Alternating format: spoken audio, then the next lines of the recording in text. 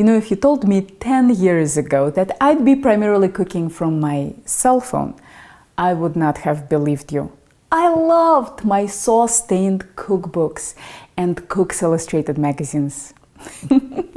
Oh, how times have changed. These days, I'm primarily cooking from my cell phone, and I know what you're thinking. Oh yeah, Helen, and what are you going to do when you are up to your wrist in dough and you need the next step in the recipe? Well, I'll show you. In this video, I'll share with you my tips on using digital devices for recipe following, writing, and organizing. Wrap it up. Wrap your device in plastic wrap. My device of choice is the phone. It takes very little space on the kitchen counter, and I can make it completely water and food proof because it's small enough to wrap completely. An iPad is wrappable too. If you're cooking from a laptop, cover the mouse pad with plastic. Now you can easily go to the next step in your recipe without washing your hands. Don't mess with passwords.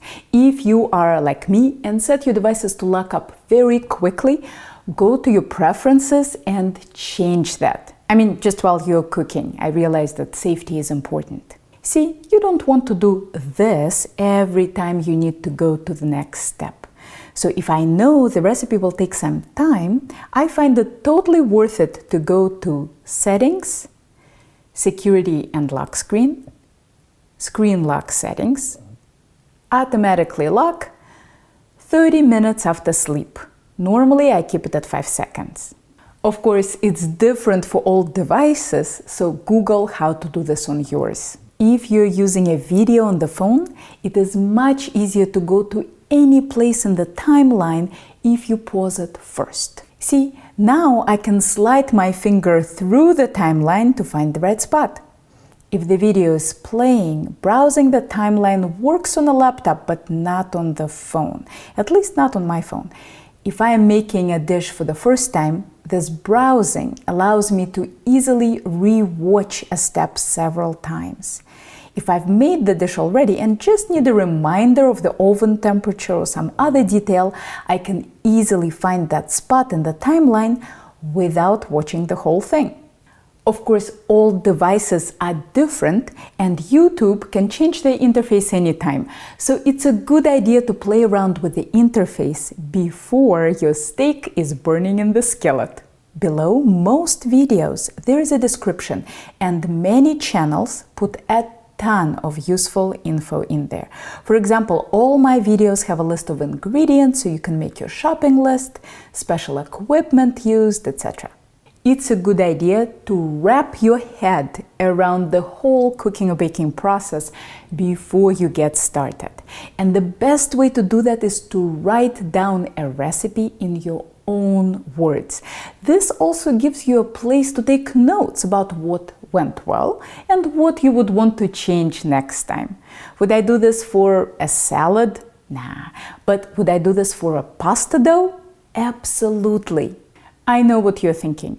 Why should I write my own recipe? Isn't that your job, Helen? The problem is that no matter what recipe I write, it will never fit everyone.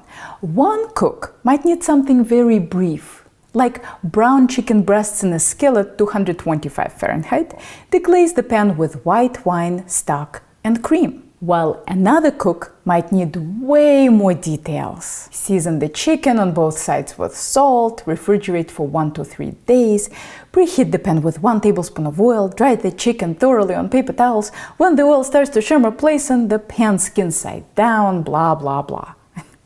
You get the idea. The most natural way of communicating culinary knowledge is to show someone how to cook something. That's how we've been doing it for thousands of years. The whole idea of a written recipe is only a blip in the whole human culinary development. So thanks to YouTube, we can go back to doing things the most natural way. You can watch somebody cook a dish and then decide the level of detail that you want in a written recipe. Now that you've taken all these wonderful notes on how to cook something, what are you going to do with them? There are many ways to store and organize your recipes. Here is a system that works well for me.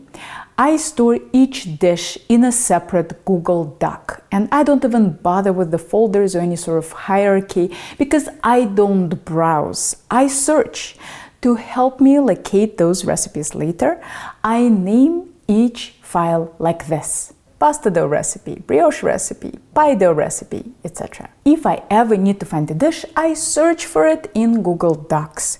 The reason I don't just name it brioche is because the word brioche appears hundreds of times in my shopping lists alone, while brioche recipe is much more unique. Just ignore this file. That's the script for this video, which also happens to have the word brioche recipe. Do you have any tips on cooking from digital devices? Let me know in the comments below. I hope this video will help you keep those cell phones dough-free, and if you are ever in the Boston area, maybe I'll see you in one of my classes.